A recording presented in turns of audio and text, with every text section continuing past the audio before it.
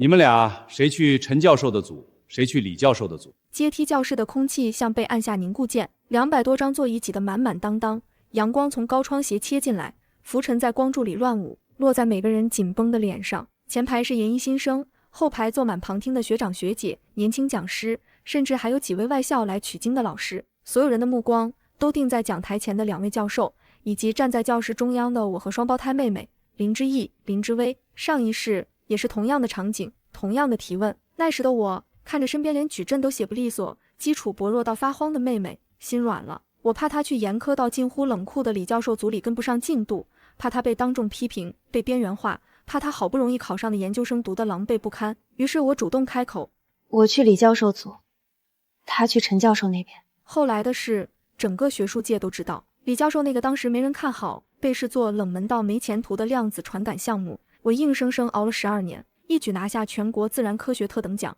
我作为核心一座，31岁被破格提拔为史上最年轻工程院院士，一夜封神，名字刻进行业里程碑。而妹妹林之意跟着陈教授混了6年，发了一堆水文，毕业勉强混了个副教授，从此再无起色，彻底淡出核心学术圈。可这一次，历史的车轮在我眼前猛地拐了个弯，妹妹红着眼眶，手指冰凉，用力攥住我的手腕，指尖紧到发白，指节绷得像要断裂。她的声音带着刻意的颤抖，每一个字都像精心排练过，委屈又恳切。姐姐，陈教授更加适合你发挥自己的特长，我去李教授组里历练一下好不好？我基础差，正好去严师那里逼自己一把。她仰着脸，睫毛湿漉漉的颤动，眼底泛着水光，看起来脆弱又无助，像一只受惊的小鹿。可我太了解她了，我们是双胞胎，从出生到现在，她一个眼神，一个微表情，我都能精准读懂。此刻她眼里哪里是委屈，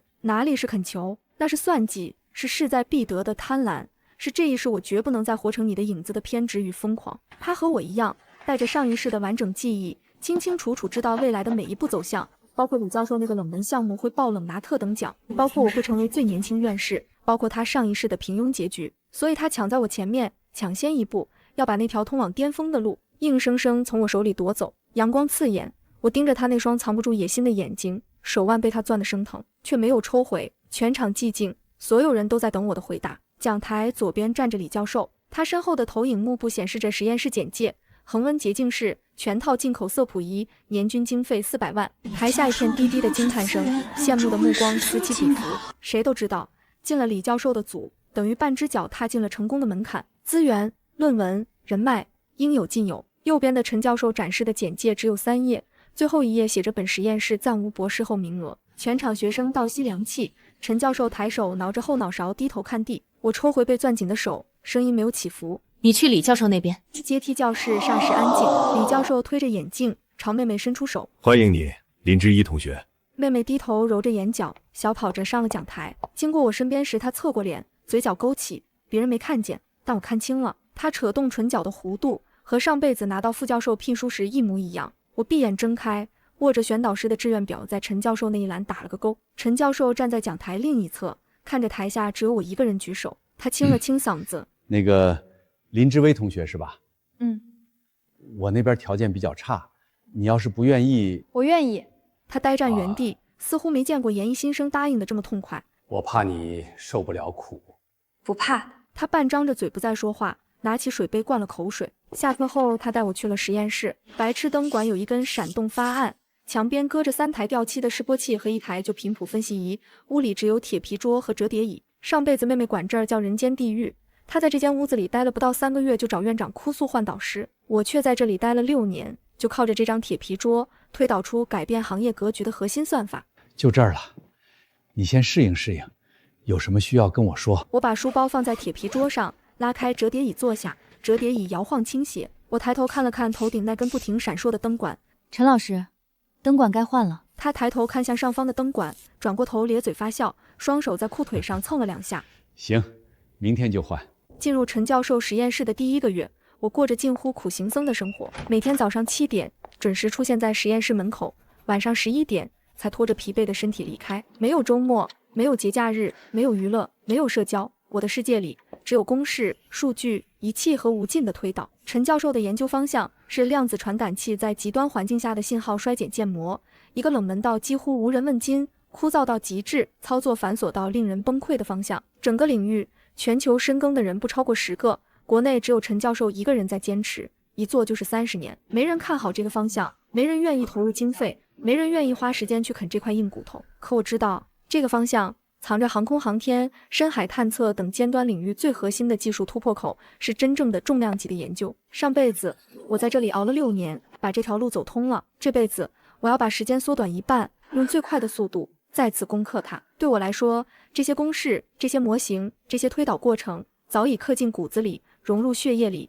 不用看资料，不用查文献，闭着眼睛都能画出完整的模型框架。陈教授每天早出晚归，忙着四处跑经费、找资源，回来后就把一摞厚厚的英文文献拍在我面前，简单交代一句：看完写个综述交给我。交代完，他就转身出门，继续为经费奔波。换成别的学生，早就觉得被冷落、被忽视，觉得导师不负责任，甚至会抱怨、会懈怠。但我完全不需要他教，我需要的是他的名字、他的项目、他坚持了30年的方向。这些是我开启这条道路的钥匙。我要的不是他的指导，而是时间，一个能让我安安静静、不受打扰的埋头攻坚的环境。第2周，妹妹在朋友圈发了张照片，她站在李教授实验室的超净工作台前，举着一叶枪露齿发笑，配文是新生活、新起点，感恩遇见最好的导师。底下跟着100多个赞和30几条评论。天呐，学霸，李教授组好厉害，羡慕羡慕。我看完，平静地按灭手机屏幕，继续低头看文献。指尖在草稿纸上飞快地演算，笔尖划过纸张，发出沙沙的轻响。实验室里，除了我和陈教授，还有一个人，老刘。老刘是陈教授的第1个学生，20年前就在这个实验室待着了。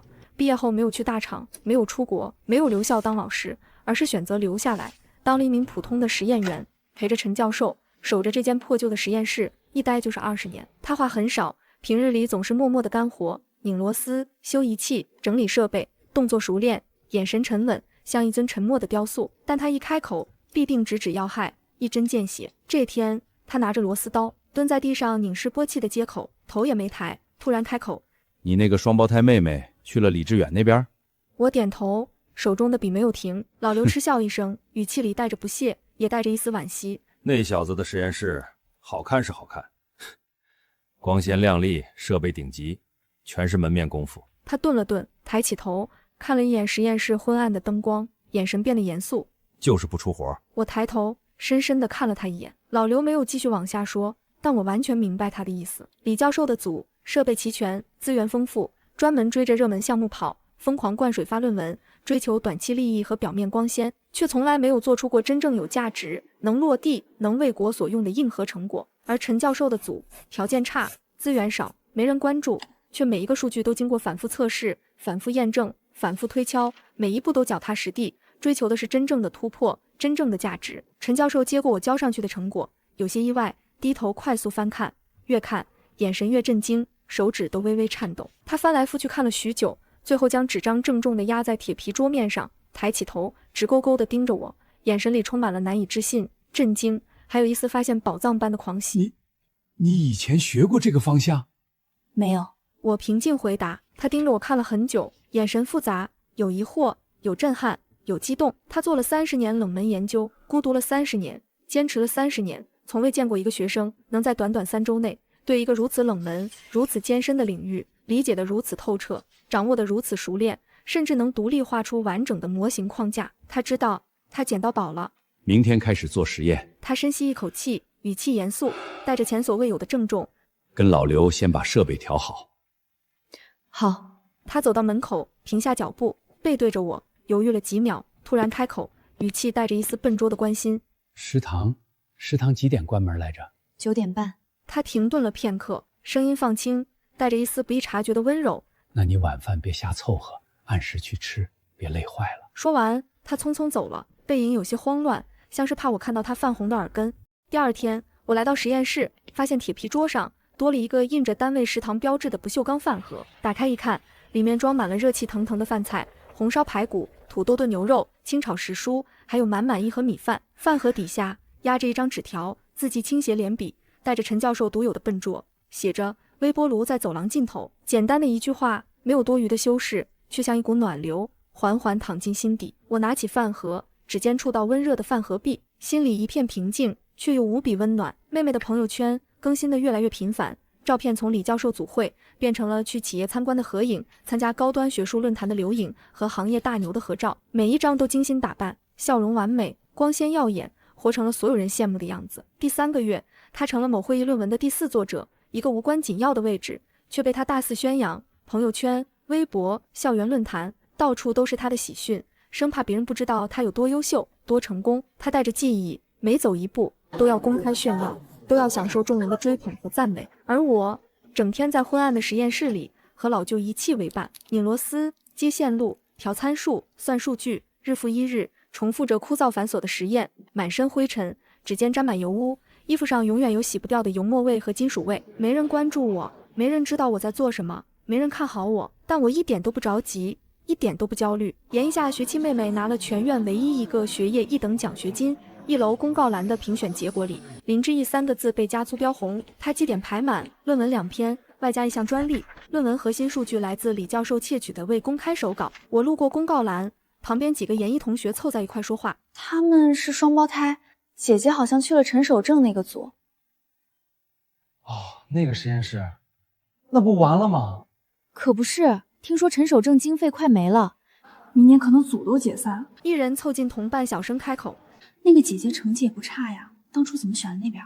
听说是妹妹抢了先，也不知道谁更聪明。我没有停下脚步，面无表情，加快脚步，直接离开。听过太多类似的话，早就麻木了，根本不值得在意，更不值得为之动摇。实验室的灯光暗淡，陈教授为经费四处奔走，白头发多出大半。他连跑几趟科技处和学院，审批始终卡在那不放。那天他靠着椅子发呆，我将整理好的数据搁在桌上。陈老师，模型初步跑通了。他垂下视线，伸手拿着报告，只应了一个字。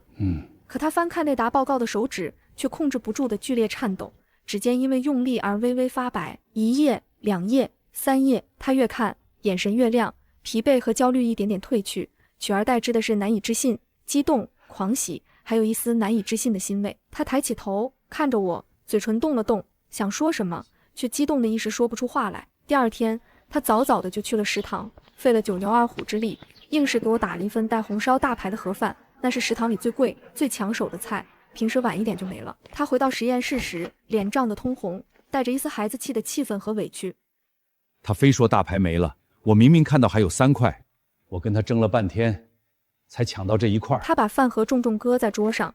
这帮人，一个做科研30年的教授，为了帮学生争一块大排急眼，这种直白的好，比李教授那边的表面功夫实在的多。我打开饭盒，拿起筷子，大口吃着红烧大排，肉质鲜嫩，酱汁浓郁，是我吃过最好吃的大排。我一边吃一边平静地开口：“陈老师，他那个奖学金的论文我看了。”陈教授动作一顿：“怎么样？写得好不好？”我咽下嘴里的排骨：“垃圾。”陈教授举着茶杯愣在原处，几秒后他仰头笑出声，这还是我头一次见他大笑。笑完他收拢嘴角，板起脸：“你小丫头嘴巴真毒。”但他眼眶张大，连连点头。就在这时，砰的一声巨响，实验室的铁门被人猛地一脚踹开，门板重重撞在斑驳的墙面上，发出刺耳的撞击声，震得墙上的灰尘簌簌往下掉。一个女人大步跨了进来，她留着寸头短发，单手夹着黑色文件夹，转动脖子从左看到右，来回打量实验室的各个角落。陈教授双腿猛蹬地面，站直身子，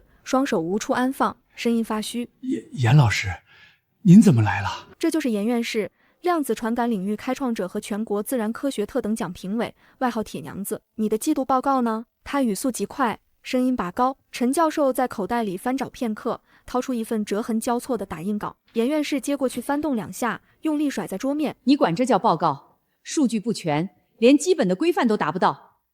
经费还在审，很多实验没法做，所以数据不齐。审了半年了，你在等什么？等他自己从天上掉下来。”陈教授抿着嘴发不出声音。严院士不再看他，绕着铁皮桌快步走动，目光锐利的四下翻看仪器、设备、桌面的资料，每一个角落都不放过，眼神里满是审视和不满。当他走到我面前的铁皮桌前时，脚步突然停住了，他的目光落在了那沓我手写的建模推导纸上。纸张不算平整，边缘有些磨损，上面写满了密密麻麻的公式、推导过程、数据演算，字迹工整，逻辑清晰，步骤详尽，每一个符号，每一个数字都精准无误。严院士伸出手，拿起那沓纸，快速翻阅，眼神里的不满和怒火一点点褪去，取而代之的是震惊、难以置信，还有一丝难以察觉的惊讶和欣赏。陈教授站在一旁，紧张的大气都不敢喘，眼睛死死盯着严院士的面部表情，不停吞咽着口水，手心全是冷汗。他太清楚严院士的脾气了，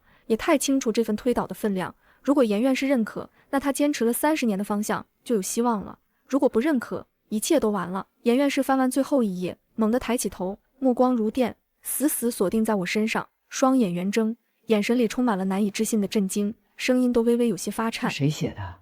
陈教授刚张开嘴想回答，就被严院士厉声打断。他的目光自始至终都牢牢锁在我脸上，没有丝毫偏移。你？我平静点头，没有丝毫慌乱，眼神坦然地迎上他锐利的目光。严院士猛地将手中的推倒纸狠狠按在铁皮桌上，力道之大，让桌面微微震颤。这里，你用的筛检系数为什么不是标准的伯恩斯坦弹的修正？你知不知道，全球所有相关研究用的都是这个标准修正？这是一个极其专业、极其核心，几乎没人敢质疑的问题。标准的伯恩斯坦修正是行业内公认的，沿用了数十年的权威修正公式，所有人都默认它是对的，没人敢轻易改动，更没人敢质疑。而我偏偏改了，我没有多余的解释，直接走到黑板前，拿起粉笔，快速书写1行、2行、3行，公式、推导步骤、逻辑链条、最终结论，一气呵成，字迹工整，行云流水，没有丝毫停顿和犹豫。短短几分钟，3行核心公式，连同中间所有推导步骤和最终结论一并清晰写出，袖口落满了白色的粉笔墨。整个过程流畅、精准、笃定，没有一丝迟疑，没有一丝错误。严院士站在原地，双手抱胸，目光锐利，紧紧盯着黑板上的每一个公式，每一个步骤，眼神里的震惊越来越浓，越来越深。他盯着黑板一动不动，足足看了10秒钟。10秒后，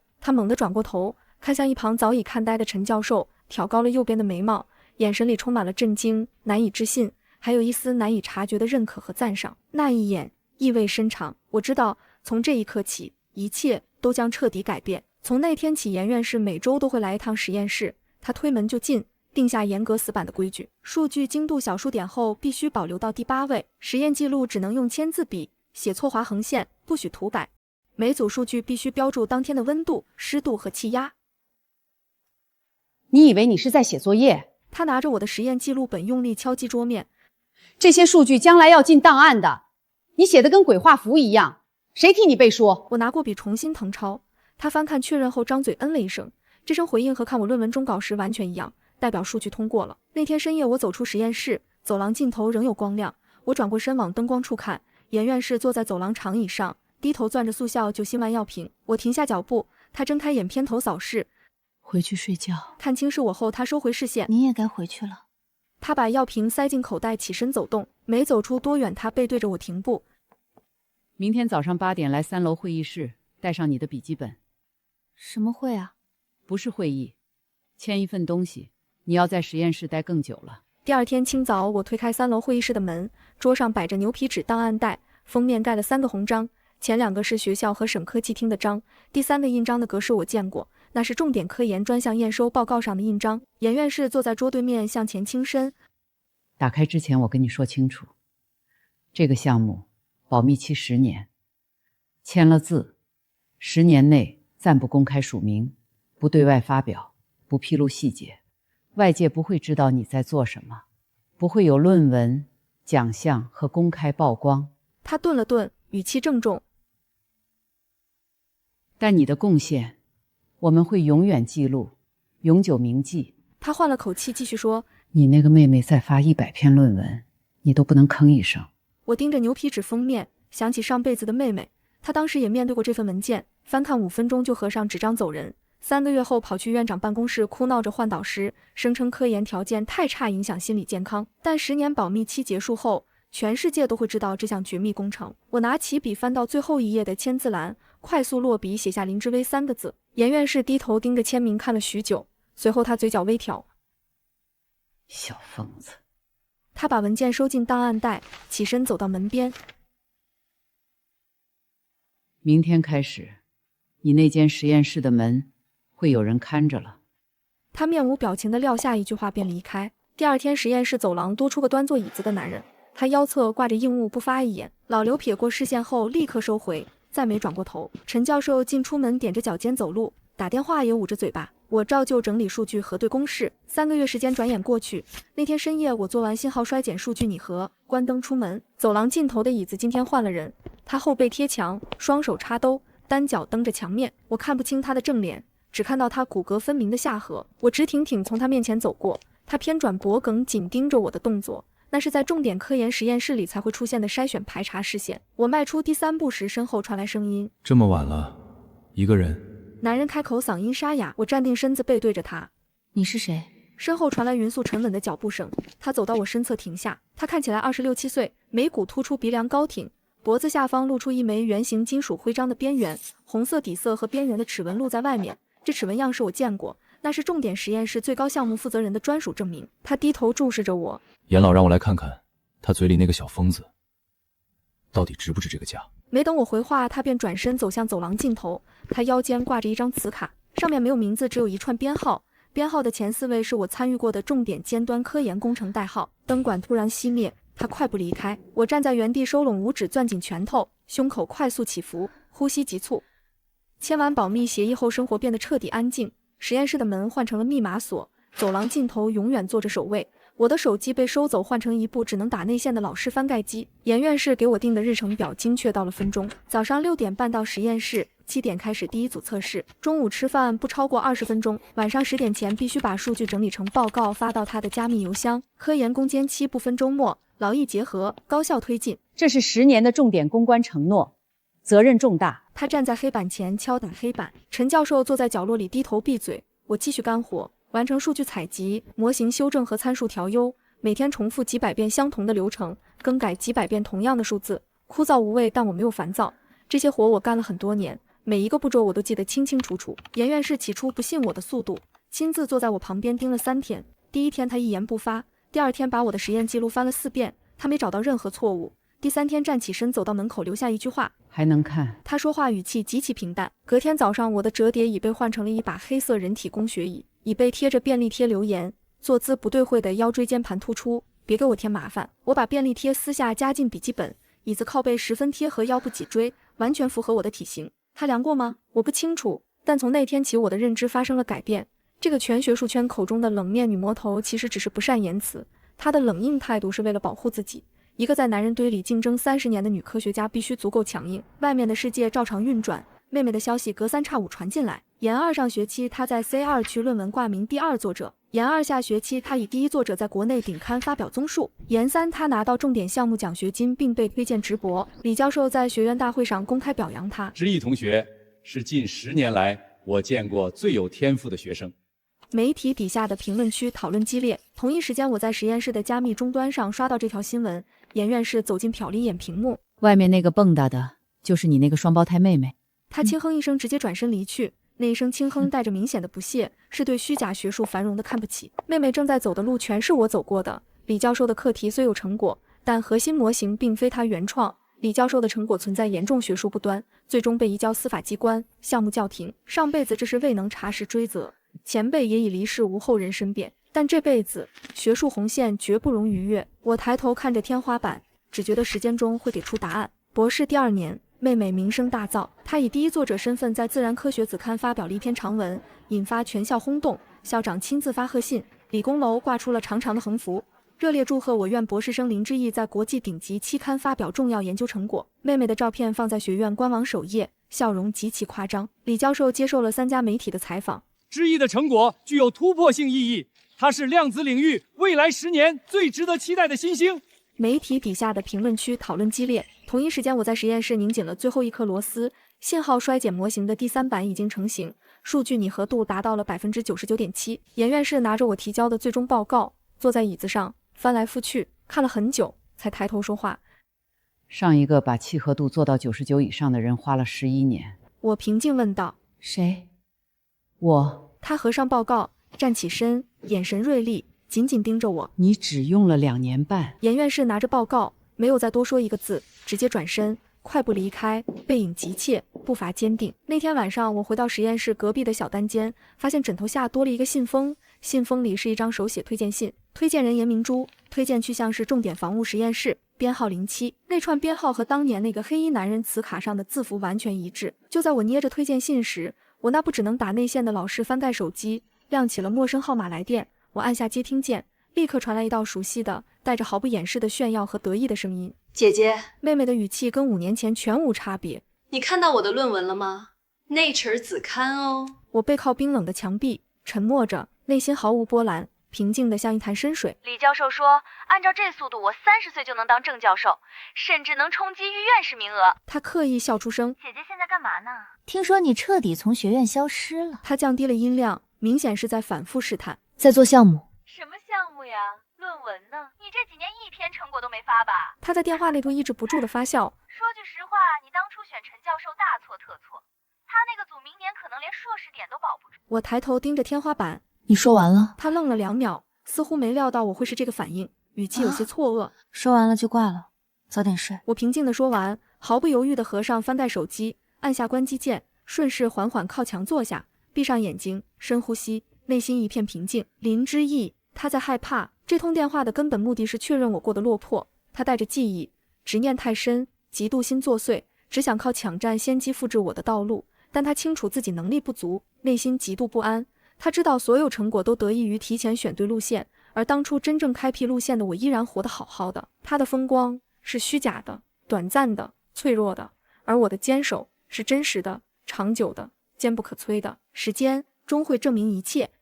博士第3年，妹妹开始冲刺重点研发专项，李教授动用了全部人脉资源帮她铺路，行业推荐信、院士联名背书以及企业资金承诺全部配齐。全国答辩时，妹妹在台上讲了45分钟，提交了大量数据图表，评审组最终给出全票通过的结果。理工楼门前换上了一条崭新的长横幅，重点研发计划青年首席科学家林之意。26岁的他成了国内最年轻的首席科学家。我在实验室的隔间里进行第173次重复实验，信号源温度必须精准保持在零下196度。阀门转动极度苛刻，只要稍微偏移分毫便会导致数据报废。老刘端着2杯刚泡好的热茶，轻轻走近，默默分给我1杯，然后在角落的椅子上坐下，看着我专注的背影，眼神里满是复杂的情绪，有敬佩，有惋惜，有担忧，有期待。他沉默了很久，才压低声音，小心翼翼地开口：“外面那个横幅你知道了吧？他成首席科学家了，风光得很。”我轻轻点头，接过热茶，指尖触到温热的杯壁，心里一片平静，没有任何波澜。不生气。老刘皱着眉头，语气里满是不解和惋惜。他抢走了你的路，抢走了你的风光，抢走了你的一切，你一点都不生气？我轻轻吹了吹热茶，看着杯口袅袅升起的热气，语气平淡，没有任何情绪。跟我有什么关系？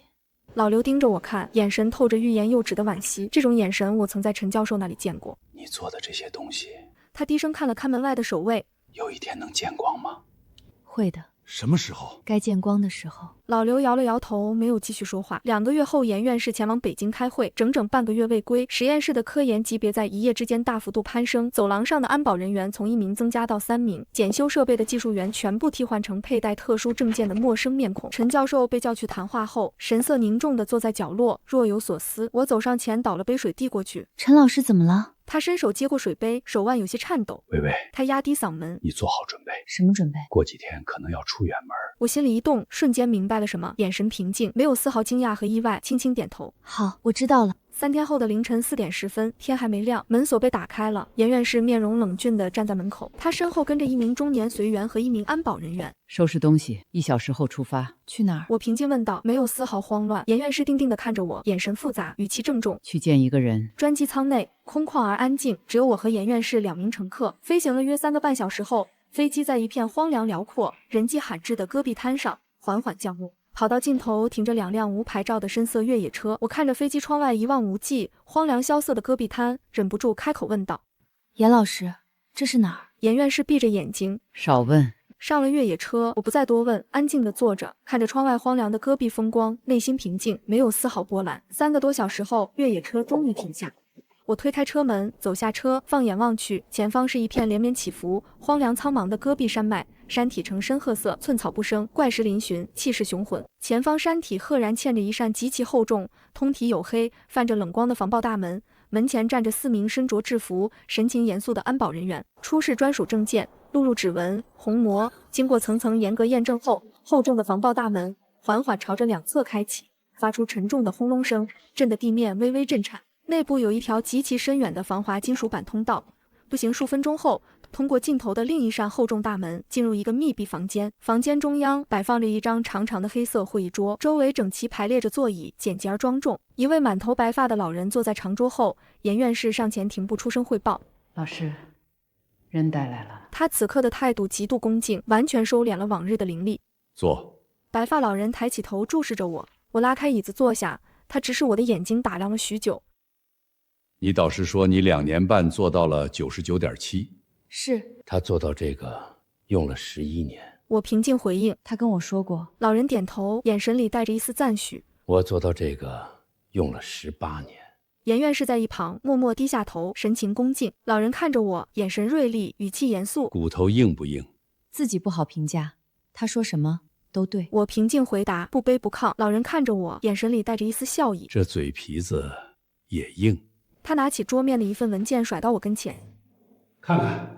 翻开第一页是一张复杂的工程总体设计图，只用3秒我就认出这张自己亲手绘制的架构图。它是重点量子传感工程的核心设计，我耗费6年时间从零开始完成制图。这辈子它正作为空白底稿摆在西北戈壁的一张桌上。老人看着我，能画吗？我立刻回话，语气坚定，能。老人追问，眼神锐利，多久？我平静开口，语气笃定，给我3年。严院士双手交叉，紧紧捏着手指，神情紧张，眼神里满是担忧和期盼。老人沉默了几秒，缓缓开口，语气不容置疑：3年太久，2年。行。老人站起身，走向房门。陆长风不知何时站在了门外。陆长风手捧深红档案袋递给白发老人，老人把档案袋推到我面前。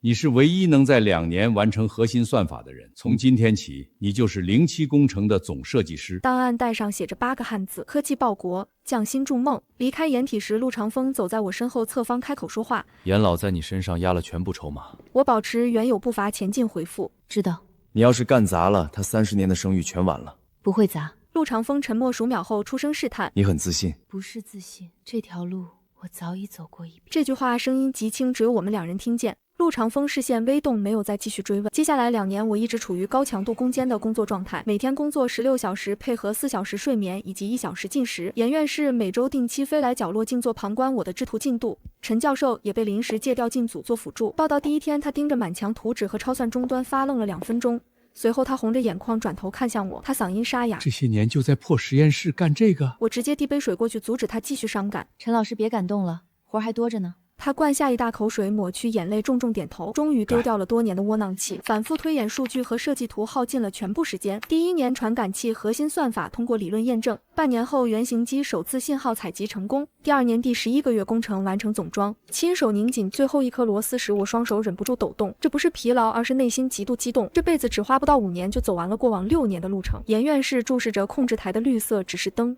志伟，他头一回用这名称呼我。验收通过的话，他稍微停顿，你就是国内最年轻的大国工匠。验收过程只留存于内部简报，没有公开报道。当晚，白发老人在会议室摆下4菜1汤的极简聚餐，桌边坐着的科研大佬全都低调不语。老人端起装满白开水的搪瓷杯，今天不喝酒，明天还有活，任务艰巨。他喝了一口白开水，转头看向我，眼神温和。丫头，家里有人没有？严院士的筷子瞬间悬停半空，我平静回应：没有。好，干净，无牵无挂，一心为国。转头看向一旁的陆长风，没有额外评价。饭后，我被领进一间挂着铸剑2字书法条幅的单人房间，房间简洁干净，透着一股沉稳大气。我站在条幅前，注视良久，心中感慨万千。铸剑者，祝大国重器，守家国安宁，不负初心，不负韶华，不负国家，不负人民。陆长风端着茶杯进门，并把茶水放到桌上。好看吗？他顺势取出一黑色卡片放在桌面，这张卡片级别比我的高出3级。从今天起，07工程所有外部对接及解密答辩都由我负责。我端起茶杯，喝了一口，淡淡回应：行。陆长风看着我，嘴角牵动，毫无温度，却带着一丝认可的浅笑。你这个人从来不问为什么，很干脆。问了没用的事，不浪费时间。我语气平静。他转过身，准备离开，走到门口，停下脚步，回头看向我，语气随意：对了，外面的热闹你知道了吗？什么热闹？我疑惑。你那个双胞胎妹妹林之毅进了全国自然科学特等奖终审候选名单，全网都在吹她是国内最年轻的候选人，风光无限，万众瞩目。林小姐，你觉得他能不能拿到？我握紧茶杯，眼神平静，语气笃定，没有丝毫犹豫。拿不到。为什么？我懒得回答，也无需回答。上辈子李教授窃取手稿，学术不端，科研造假的事实，迟早会曝光。这辈子时间线早已改变，报应只会来得更快、更狠、更彻底。林之毅在京海参加颁奖季答辩进行到一半时，学术委员会紧急介入，终审被叫停，发布紧急通报。经核查，李志远李教授存在严重学术不端、科研造假、成果无法复现、窃取他人研究成果等重大问题，相关项目全部叫停，撤销所有奖项，追究法律责任。我看到全国自然科学特等奖终审紧急叫停的新闻，学术委员会核查确认李教授学术不端，成果无法复现，存在严重科研诚信问题。已故学者的遗孀直接拿着原始手稿提交核查，李教授连夜被带走调查，林之毅直接被取消答辩资格。理工楼前的横幅和学院官网照片迅速被撤除清理，各种负面报道和网络痛骂直接覆盖了他的所有搜索词条。我盯着新闻看了10分钟后关掉屏幕。3天后，我的老师翻盖手机响起来电提示，听筒传出极其嘈杂的广播音，紧接着传来一声抽泣。他声音沙哑，带着哭腔：李教授被抓了，项目全停，所有论文全部撤稿。学校依规开除了我，学术委员会把我终生进入科研领域。李教授已经移交司法机关追究刑事责任。姐，我错了，我真的错了，不该这么贪心，这么虚荣，这么自私。听筒里一片安静，只有他压抑的哭声。许久后，他轻轻挂断电话。1个月后，学术委员会下发官方通报，李教授移交司法机关，林之毅被开除学籍，终身进入科研。当晚，陆长风走进我的工作间，放下一份重要文件，语气平静07工程程序正式启动。我抬起头看向他，眼神平静。半年后，需要你以真实身份出席成果发布会，接受全国瞩目。半年后，发布会会议大厅内座无虚席，全行业顶尖科研大佬齐聚一堂，大屏幕上展示着07工程的核心参数、技术成果，重大意义，数据震撼，全场惊呼不断，掌声雷动。严院士坐在前排，看着屏幕，红着眼眶，满脸欣慰和骄傲。陈教授坐在他身边，紧张的不断拉扯新买的西装袖口，双手微微颤抖，难掩激动。主持人高声宣布07工程总设计师林之威。全场掌声雷动，经久不息，闪光灯不停闪烁，聚焦在我身上。我站起身，从容、平静、坚定、自信，一步步走向主台，步伐沉稳，身姿挺拔，光芒万丈。路过前排时，严院士看着我，嘴唇微动，用口型清晰地吐出2个字：不错。和当年在实验室第一次考核我、认可我时一模一样，平淡却无比有力，满是骄傲和欣慰。发布会结束后，我走到发布会大厅侧门，吹风透气，心情平静。手机收到一条匿名短信，只有短短几个字：姐，我错了，祝你顺利。我关掉手机，抬头望向深邃的夜空，繁星点点，夜色温柔，内心一片平静。科研路上没有捷径，没有侥幸，没有偷来的荣耀，唯有脚踏实地，潜心钻研，坚守初心，才能行稳致远，抵达巅峰。属于我的荣耀，我亲手拿回来了；属于国家的重器，我亲手铸就了。随后，我直接走向停车场，陆长风站在越野车旁，拉开副驾驶门，看着我。去哪儿？我看着他，语气平静，带着一丝释然。回家。